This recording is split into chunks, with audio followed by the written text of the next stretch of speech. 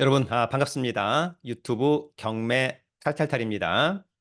요즘 제가 계속해서 경기도에 경매 나온 아파트 물건을 좀 소개하고 알려드리고 있는데요.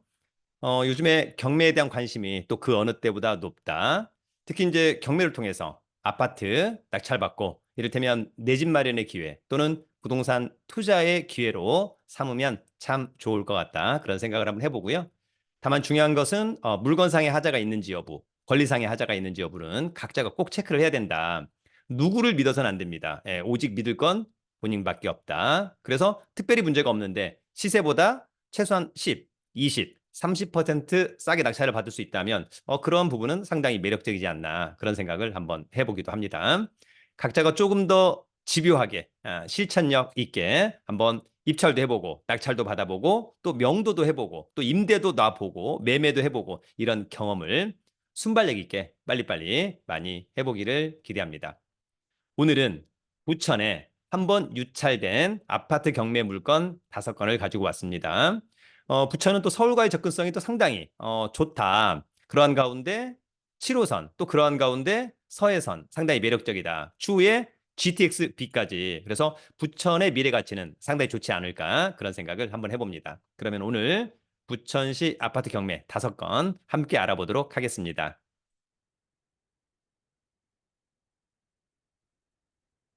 오늘은 한 번 유찰된 부천시 아파트 탑5. 부천은 한 번 유찰될 때마다 가격을 30% 다운시켜서 이번 최저 매각 가격은 70%.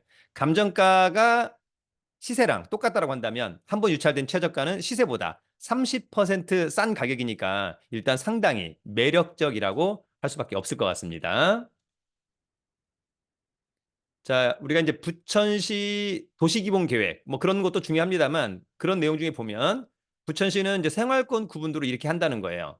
중상동 권역, 춘의 원종 권역, 부천 소사 권역. 일단 이 중에서 가장 도시틱한 곳은 어디입니까, 여러분? 누가 뭐래도 중동과 상동 권역이 가장 핫하다. 서울로 치면 약간 뭐 강남이다. 이렇게 이해를 해도 전혀 무방하지 않을까.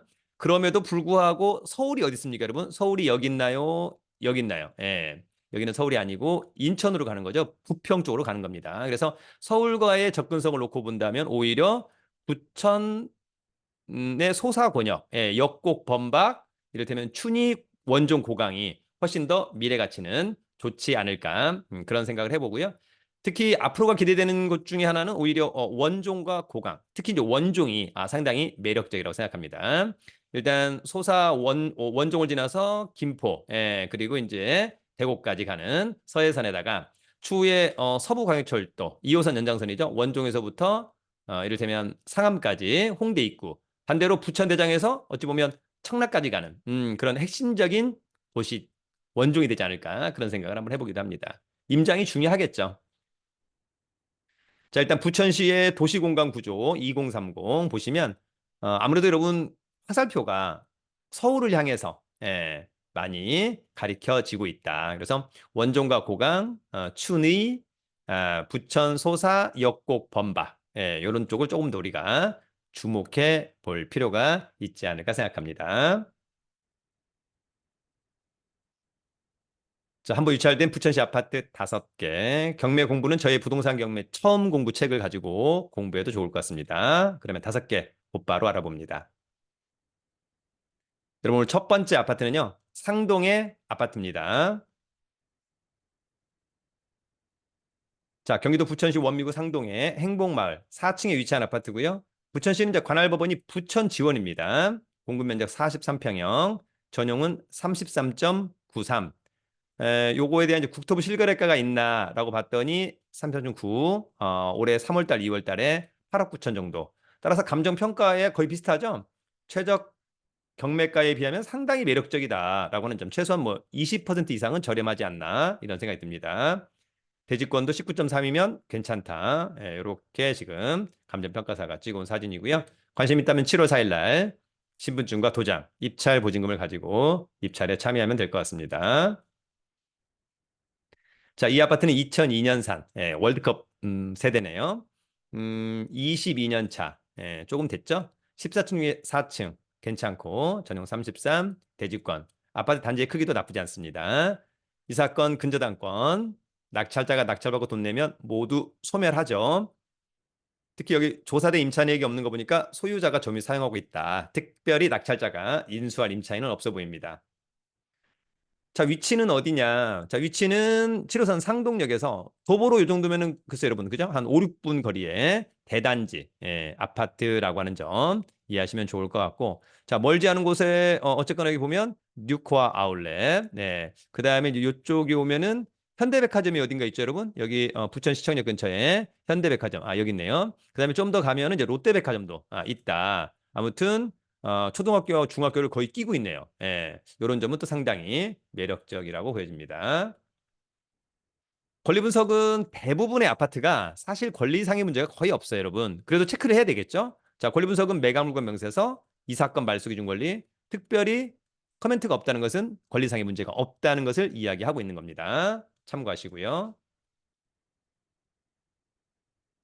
자, 그럼 오늘 저희 두 번째 아파트는 범박동의 아파트입니다. 부천의 범박. 자, 경기도 부천시 소사구 범박동 부천 범박 힐스테이트 6층에 위치한 아파트입니다. 33평형, 공급면적 6억 100, 한 번 떨어진 4억 2,070만 원. 어떨까? 전용 25.53. 자, 여기 보면은 대충 지금 가격이 한 5억 8천, 5억 4천, 5억 2천까지. 그렇다면은 어쨌거나 이번 최저가는 시세보다는 최소한 1억 원 이상이 싸다라고 하는 점 체크 한번 하고요. 자, 이 아파트는 2003년산. 네, 그러면 21년 차. 조금 됐죠? 25층 중에 6층. 좋죠. 전용 25 좋고 대주권 보통. 대단지 아파트 좋다. 자, 이 사건 말소 기준 권리, 낙찰자가 낙찰받고 돈 내면 모두 소멸합니다. 원래 이제 이렇게 등기부가 있으면 일반 매매를 할 때는 뭐 이것 떠왔냐, 이건 떠왔냐, 뭐 소멸하냐 이런 게 있는데 경매는 뭐 무조건 말소 기준 권리 포함해서 다 소멸합니다. 특별히 문제 없죠? 떠나는 임차인도 없다. 자, 이 아파트는 대단지의 아파트 초중고가 다 있는 거 같네요. 그죠? 예. 그다음에 서해선, 세울역, 한 10분, 12분 거리 될 것 같고요. 또 멀지 않은 곳에 이를테면 역공역, 소사역도 갈 수 있겠다. 그다음에 이제 구로의 항동, 서울과의 접근성도 상당히 좋아 보입니다. 권리 분석은 매각물건 명세서, 자, 이 사건 말소 기준 권리, 특별히 커멘트가 없다는 것은 권리상의 문제가 없다. 이렇게 이해하면 됩니다. 어렵지 않죠, 여러분? 자, 오늘 세 번째 아파트는 중동의 아파트입니다. 부천의 또 핵심이죠. 자, 이 아파트는 경기도 부천시 원미구 중동의 팰리스 카운티 16층에 위치한 아파트. 공급면적 24, 전용 18.14 대지권, 5억 6,200, 3억 9,340만 원까지 떨어졌어요. 감정평가사가 찍어온 사진이고요. 국토부 실거래가에 지금 매매된 사례가 별로 없는 것 같습니다. 체크 안 되고 있는 거니까 중개사무소를 가서 체크해야 될 것 같고 2009년도 그러면은 10 이를테면 5년 자 괜찮죠? 25층 중에 16층 좋고 18, 9 괜찮고 대단지 아파트 좋다. 이 사건 말소 기준 권리 저축은행의 근저당권 낙찰자가 낙찰받고 돈 내면 모두 소멸합니다. 그런데 여러분 이거 하나 체크해야 되겠네요. 자, 잘 보시면 말소 기준 권리보다 임차인의 전입신고가 빠릅니다. 그런데 이 사람이 확정일자도 받았는데 배당 요구를 하지 않았어요. 그러면 낙찰받고 플러스 4억 4천만 원을 추가로 떠안는 것처럼 일단은 보입니다. 그런데 중요한 건 경매 등기 전 이 임차인이 뭐 했냐? 임차권 등기를 했어요. 경매 등기 전 임차권 등기를 했다는 얘기는 배당 요구를 한 것과 똑같습니다. 따라서 이번에 만약에 5억 6,200짜리인데 내가 만약에 4억 5천에 낙찰을 받았다. 그러면 이제 배당 순서를 따져봐야 되겠습니다만 일단 임차인이 빠를 가능성이 높아서 임차인이 배당을 다 받습니다. 그래서 특별히 문제가 없는 겁니다. 그런 내용을 꼭 이해를 해야 됩니다. 다시 한번 경매 등기 전 이 임차인 선순위 임차인인데 임차권 등기 먼저 돼 있다. 그러면 배당 요구를 당연히 하고 있는 거다. 라고 하는 점. 반면에 이 임차권이 경매 등기 뒤에 있다면 배당 요구를 안 하면 배당 요구를 안 한 거라서 선순위 임차인은 떠안아야 되는데 지금은 경매 등기 전에 있어서 낙찰자가 일단 배당을 다 받는다면 떠안지는 않습니다라고 하는 점을 좀 체크하시면 좋을 것 같고요. 자, 위치는 중동역에서 도보로 뭐 한 5, 6분 거리, 그죠? 예, 대단지의 아파트. 초중을 끼고 있는 것은 상당히 매력적이다라고 하는 점이 있고요. 자, 임장을 가보진 않았습니다만 여러분 어때요? 만약에 중동역, 뭐 저희가 이제 많이 가봤습니다만 파리바게트가 여기 코너에 있는 것 같아요. 예, 그러면 여기 입지는 이 동네에서는 상당히 좋은 편이다. 이런 것들도 그냥 팁으로 알아두시면 좋을 것 같습니다.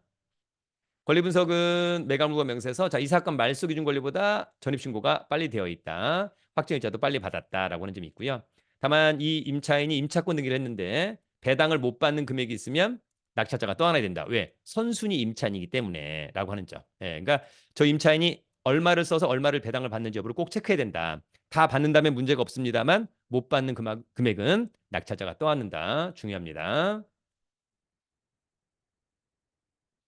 여러분 오늘 저희 네 번째 아파트는 오정동의 아파트입니다.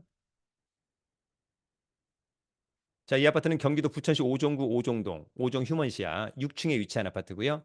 24평형, 전용은 18.13, 대지권 12.64, 4억 3,300, 한 번 떨어진 3억 310만 원 어떨까라고 하는 점이 있는데 최근에 이를테면 이제 매매된 사례 보면 4억 정도 되는 거네요. 그죠? 대충. 예. 그러면 실제 시세보다는 한 1억 정도 싸다. 괜찮죠, 여러분?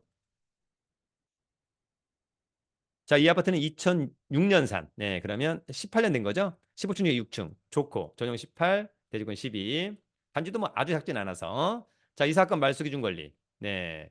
낙찰자가 낙찰받고 돈 내면 모두 소멸할 것으로 보이는데 요 임차인이 선순위 임차인인데 판결을 받아서 배당 요구를 한 거네요. 그죠? 네, 그러니까 최소한 요 금액 떠나야 되는 거니까 이를테면 낙찰은 한 3억 3천에 받는다면 임차인이 배당을 다 받고 예, 선순위 임차인 떠날 거 없이 명도도 깔끔해진다. 이렇게 정리하면 좋을 것 같습니다.